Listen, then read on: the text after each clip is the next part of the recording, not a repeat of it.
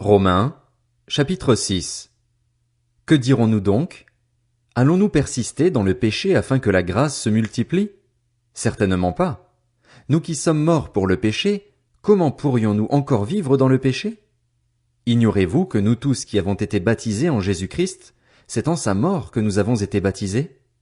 Par le baptême en sa mort, nous avons donc été ensevelis avec lui afin que, comme Christ est ressuscité par la gloire du Père, de même nous aussi nous menions une vie nouvelle. En effet, si nous avons été unis à lui par une mort semblable à la sienne, nous le serons aussi par une résurrection semblable à la sienne.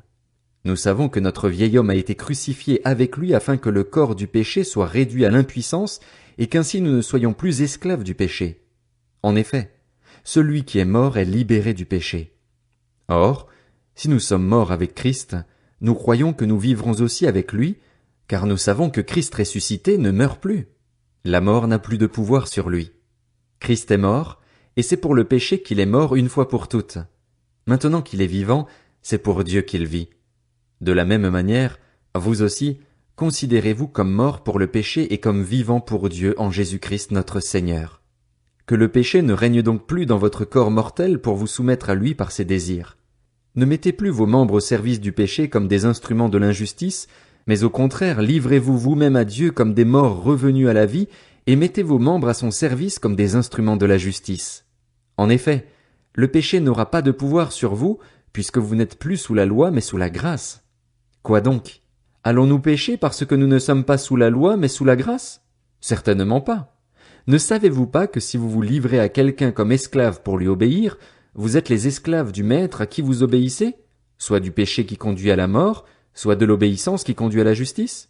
Mais que Dieu soit remercié. Alors que vous étiez esclaves du péché, vous avez obéi de tout cœur au modèle d'enseignement auquel vous avez été confiés. Et une fois libérés du péché, vous êtes devenus esclaves de la justice. Je parle à la manière des hommes, à cause de votre faiblesse naturelle. De même que vous avez mis vos membres comme esclaves au service de l'impureté et de l'injustice pour arriver à plus d'injustice, de même maintenant, mettez vos membres comme esclaves au service de la justice pour progresser dans la sainteté. En effet, lorsque vous étiez esclaves du péché, vous étiez libres par rapport à la justice. Quels fruits portiez-vous alors? Des fruits dont vous avez honte aujourd'hui, car leur fin, c'est la mort. Mais maintenant que vous avez été libérés du péché et que vous êtes devenus esclaves de Dieu, vous avez pour fruit la progression dans la sainteté et pour fin la vie éternelle. En effet, le salaire du péché, c'est la mort, mais le don gratuit de Dieu, c'est la vie éternelle en Jésus-Christ notre Seigneur. Romains, chapitre 7. Ignorez-vous, frères et sœurs, je parle ici à des gens qui connaissent la loi, que la loi n'exerce son pouvoir sur l'homme qu'aussi longtemps qu'il vit?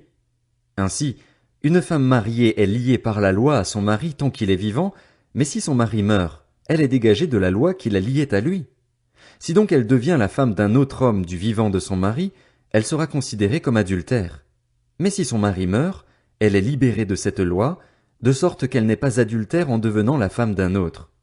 De même, mes frères et sœurs, vous aussi vous avez été mis à mort par rapport à la loi à travers le corps de Christ pour appartenir à un autre, à celui qui est ressuscité afin que nous portions des fruits pour Dieu. En effet, lorsque nous étions livrés à notre nature propre, les passions pécheresses éveillées par la loi agissaient dans nos membres, de sorte que nous portions des fruits pour la mort. Mais maintenant nous avons été libérés de la loi, car nous sommes morts à ce qui nous retenait prisonniers, de sorte que nous servons sous le régime nouveau de l'esprit et non sous le régime périmé de la loi écrite. Que dirons-nous donc? La loi est-elle péché? Certainement pas. Mais je n'ai connu le péché que par l'intermédiaire de la loi. En effet, je n'aurais pas su ce qu'est la convoitise si la loi n'avait pas dit « tu ne convoiteras pas ». Saisissant l'occasion offerte par ce commandement, le péché a produit en moi toutes sortes de désirs. En effet, sans loi, le péché est mort. Pour ma part, sans la loi, je vivais autrefois. Mais quand le commandement est venu, le péché a repris vie et moi, je suis mort. Il s'est trouvé que le commandement qui devait conduire à la vie m'a conduit à la mort. En effet, le péché, saisissant l'occasion offerte par le commandement, m'a trompé et par lui m'a donné la mort. Ainsi donc, la loi est sainte, et le commandement est saint, juste et bon. Ce qui est bon est-il donc devenu synonyme de mort pour moi? Certainement pas. Au contraire, c'est la faute du péché. Il s'est manifesté comme péché en me donnant la mort par ce qui est bon, et ainsi, par l'intermédiaire du commandement, il montre son caractère extrêmement mauvais. Nous savons, en effet, que la loi est spirituelle. Mais moi, je suis marqué par ma nature, vendu au péché. Je ne comprends pas ce que je fais. Je ne fais pas ce que je veux et je fais ce que je déteste.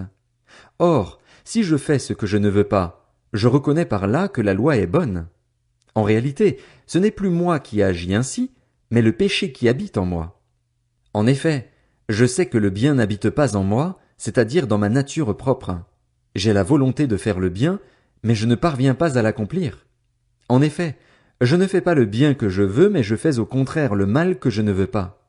Or, si je fais ce que je ne veux pas, ce n'est plus moi qui le fais, mais le péché qui habite en moi. Je découvre donc cette loi, alors que je veux faire le bien, c'est le mal qui est à ma portée. En effet, je prends plaisir à la loi de Dieu, dans mon être intérieur, mais je constate qu'il y a dans mes membres une autre loi. Elle lutte contre la loi de mon intelligence et me rend prisonnier de la loi du péché qui est dans mes membres. Malheureux être humain que je suis! Qui me délivrera de ce corps de mort? J'en remercie Dieu. C'est possible par Jésus-Christ notre Seigneur.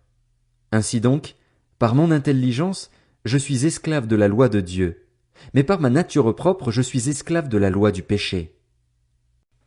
Romains, chapitre 8. Il n'y a donc maintenant aucune condamnation pour ceux qui sont en Jésus-Christ, qui ne vivent pas conformément à leur nature propre, mais conformément à l'Esprit.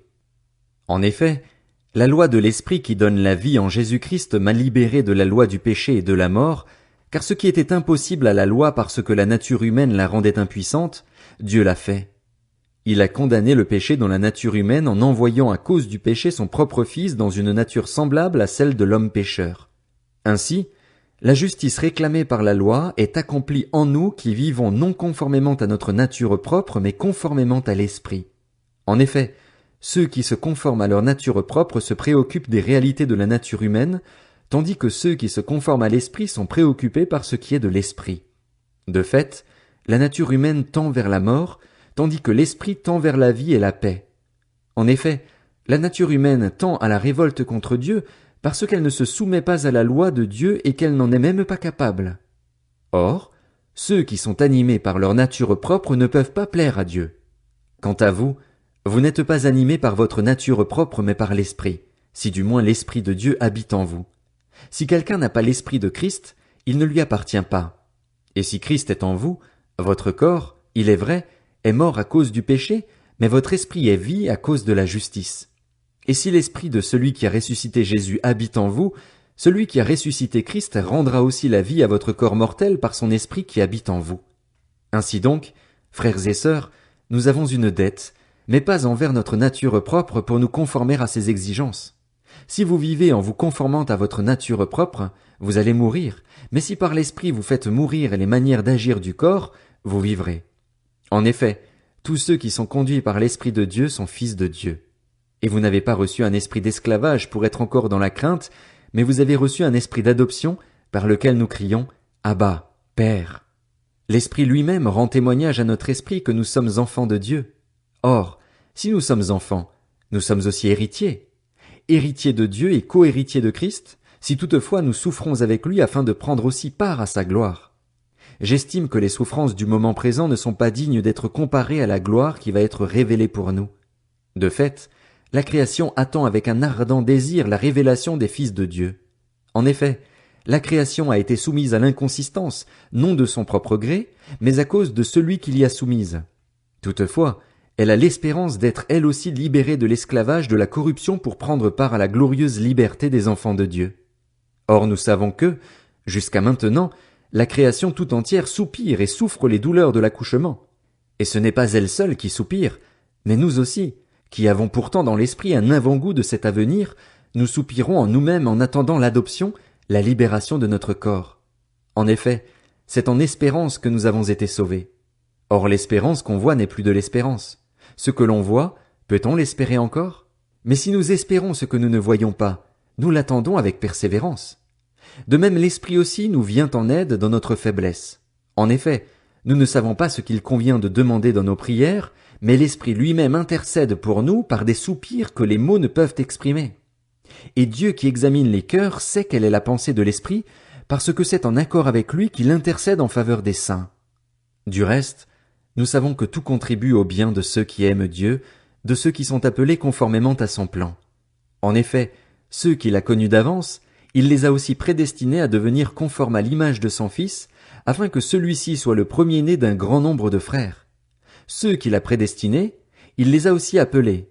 Ceux qu'il a appelés, il les a aussi déclarés justes, et ceux qu'il a déclarés justes, il leur a aussi accordé la gloire. Que dirons-nous donc de plus?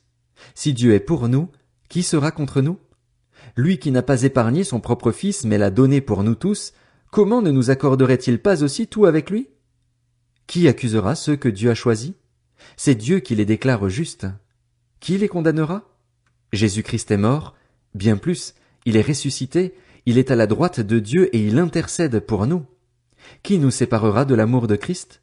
Serait-ce la détresse, l'angoisse, la persécution, la faim, le dénuement, le danger ou l'épée? De fait, il est écrit, c'est à cause de toi qu'on nous met à mort à longueur de journée, qu'on nous considère comme des brebis destinées à la boucherie. Au contraire, dans tout cela nous sommes plus que vainqueurs grâce à celui qui nous a aimés. En effet, j'ai l'assurance que ni la mort ni la vie, ni les anges ni les dominations, ni le présent ni l'avenir, ni les puissances, ni la hauteur, ni la profondeur, ni aucune autre créature ne pourra nous séparer de l'amour de Dieu manifesté en Jésus-Christ notre Seigneur.